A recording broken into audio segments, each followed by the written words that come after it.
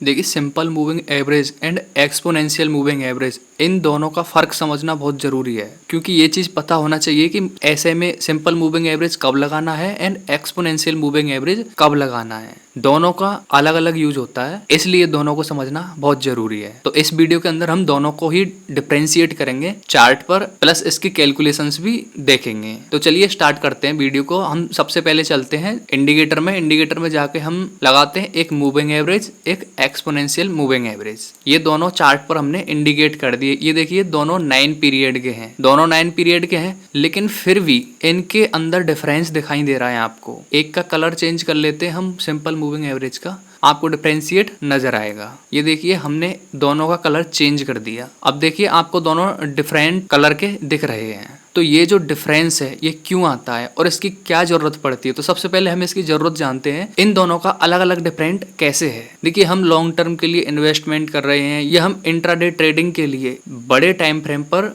Analysis कर रहे हैं, तो हमें मूविंग एवरेज ही लगाना चाहिए एक्सपोनेंशियल मूविंग एवरेज की बजाय। एंड अगर हम ट्रेडिंग कर रहे हैं या स्कैल्पिंग कर रहे हैं तो हमें हमेशा ईएमए ही यूज करना चाहिए, एक्सपोनेंशियल मूविंग एवरेज। एंड अगर इसको मैं इसकी वैल्यू में 200 कर देता हूँ, देखो एक चीज़ फ़र्क नज़र आएगा आपको काफ़ी अच्छा। ये ईएमए का भी और कर देता हूं मैं, ये 200 इसका भी कर दिया। अब इसके अंदर आप एक डिफरेंस देखोगे कि जो सिंपल मूविंग एवरेज है ये मूविंग एवरेज नीचे है और जो एक्सपोनेंशियल मूविंग एवरेज है ये ऊपर है। तो ऐसा क्यों है? इनके अंदर डिफरेंस आता है इनके वेटेज के कारण। वेटेज का मतलब है कि जैसे कि 200 पीरियड का है, 200 पीरियड का मतलब है कि 200 कैंडल यानी 200 कैंडल का average closing price divided by period यानी 200, तब जाके जो प्राइस निकल के आएगी वो आएगी हमारी एसएमए की प्राइस, सिंपल मूविंग एवरेज की प्राइस। एंड इसके अंदर ही इन 200 पीरियड का इक्वल वेट निकाला जाए, हर पीरियड का इक्वल वेट रख के इसकी कैलकुलेशन की जाती है, तब जाके हमारा ये मूविंग एवरेज निकलता है। लेकिन अगर एक्सपोनेंशियल मूविंग एवरेज निकालना हो तो वो कैसे निकलता है? तो एक्सपोनेंशियल मूविंग एवरेज का अपडेटेड वर्जन है। इसके अंदर क्या होता है कि जो लेटेस्ट कैंडल्स होती हैं यानी जो लेटेस्ट पीरियड होता है उसका वेटेज ज्यादा लेता है बजाय पास्ट पीरियड के। यानी कि ये 200 कैंडल्स हैं, इनका अगर एवरेज क्लोजिंग प्राइस निकालनी है तो ईएमए क्या करेगा, इसका ज्यादा वेटेज लेगा नेक्स्ट कैंडल का ईएमए निकालने के लिए और इसका वेटेज कम लेगा। जबकि मूविंग एवरेज ऐसा नहीं करता, वो क्या करता है, वो 200 पीरियड का कंप्लीट मूविंग एवरेज लेगा बिल्कुल इक्वल वेटेज के साथ। तो इसको अगर कैलकुलेशन के अनुसार मैं समझाना चाहूँ तो कुछ इस तरीके से आप समझ सकते हो, थोड़ा स्पीड में। जो ये थोड़ी कैलकुलेशन है जो काम तो आने वाली नहीं है, लेकिन फिर भी मैं बता देता हूँ थोड़ा सा एक एग्जांपल लेके। ये हम एग्जांपल लेते हैं 5 ईएमए के अनुसार ले लेते हैं कि 5 दिन का हमारे पास डेटा है। ये 100 प्राइस है, 102, 104, 106, 108, ये 5 दिन का डेटा है। तो सिंपल मूविंग एवरेज की अगर कैलकुलेशन निकालते हैं तो इसका फॉर्मूला क्या होता है, SMA is equal to sum of closing price over the period. यानी कि ये हमारी क्लोजिंग प्राइस है 5 दिन की, ठीक है। तो इनका हमें सम करना है divided by number of periods. कैसे? ये जो क्लोजिंग प्राइस है 5 दिन की, इनको जोड़ो, ऐड कर दिया, डिवाइड बाई 5 का भाग दे दो इसके अंदर।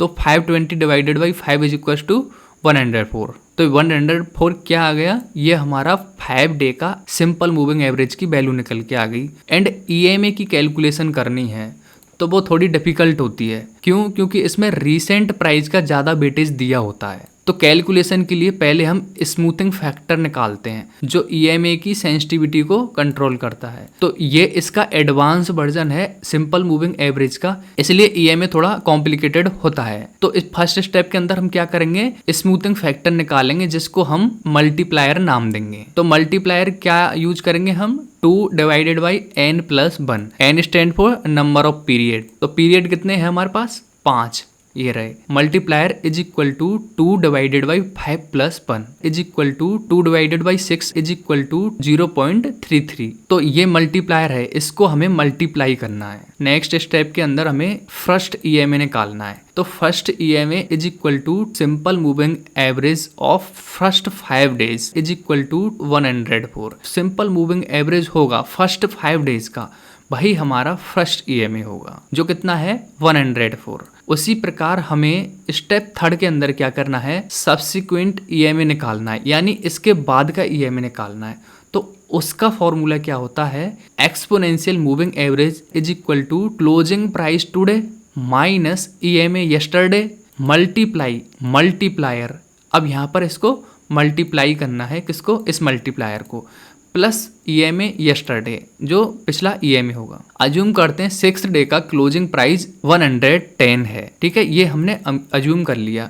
तो नेक्स्ट ईएमए निकलेगा वो हमारा क्या निकलेगा, क्लोजिंग प्राइस टुडे। आज की क्लोजिंग प्राइस क्या है, ये 110 हमने निकाल ली, ये रही, माइनस ईएमए यस्टरडे, कल का ईएमए क्या था 104, ये 104 हमने इस जगह पर पुट कर दिया, मल्टीप्लाई बाई मल्टीप्लायर जो कितना है 0.33, प्लस ईएमए यस्टरडे का ईएमए कितना था, ये वाला, ये ईएमए यस्टरडे कितना था 104, ये हमने यहाँ पर पुट कर दिया। अब इनको कैलकुलेट करके हमारी वैल्यू कितनी निकल के आती है 106। सिंपल मूविंग एवरेज निकल के आया है 104 एंड एक्सपोनेंशियल मूविंग एवरेज निकल के आया 106। इसके अंदर क्या होता है, सिंपल मूविंग एवरेज एक स्ट्रेट एवरेज होता है। कहने का मतलब इसमें सब पीरियड को इक्वल वेट मिलता है, जैसे कि मैंने अभी थोड़ी देर पहले बताया था।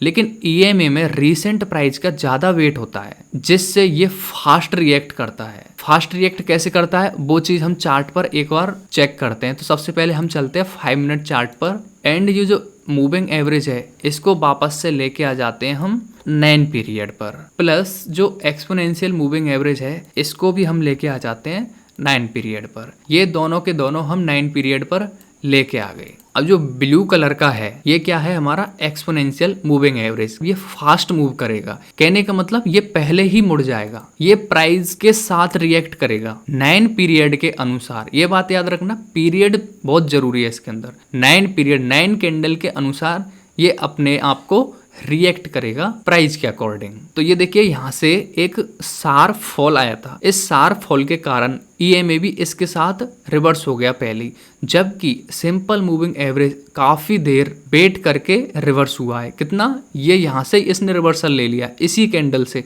यानी कि 2, 3, 15 मिनट का वेट किया है इसने सिंपल मूविंग एवरेज ने, तब जाके रिएक्ट किया है। एंड उसी प्रकार आप कहीं भी चेक कर सकते हो। तो ये इसका कॉन्सेप्ट है exponential moving average and moving average का।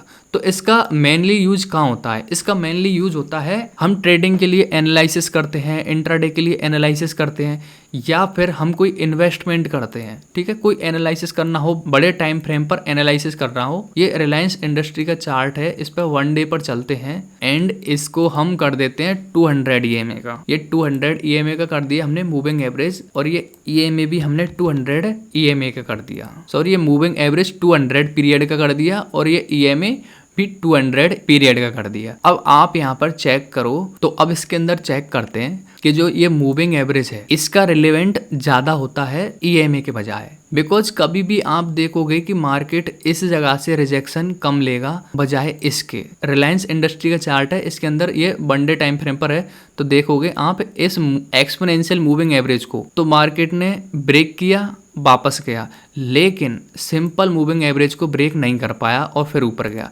लेकिन प्राइस एक स्ट्रॉन्ग डाउन ट्रेंड में थी, तो इसको ब्रेक कर दिया। इसको जैसे ही ब्रेक किया मार्केट वापस ऊपर चला गया, यानी कि ट्रैप देके वापस ऊपर निकल गया। अब यहाँ पर देखो वापस से पुल बैक लिया मार्केट ने, लेकिन उससे पहले ही मार्केट ऊपर निकल गया। तो देखा जाए तो जो एसएमए है ये ज्यादा रिलेवेंट है बजाय ईएमए के। कब, ओनली बिग टाइम फ्रेम पर, बड़े टाइम फ्रेम पर ज्यादा रिलेवेंट होता है सिंपल मूविंग एवरेज। ये आपको इस जगह पर देखने को मिल रहा होगा। तो यही डिफरेंस होता है इसके अंदर दोस्तों, moving average and exponential moving average के अंदर। आई होप आपको ये समझ आ गया होगा। अगर समझ आ गया तो वीडियो को लाइक कर दो, चैनल सब्सक्राइब कर दो एंड बेल आइकन प्रेस कर दो, ताकि आप लेटेस्ट वीडियो मिस ना कर पाएं। मिलते हैं दोस्तों नेक्स्ट वीडियो में।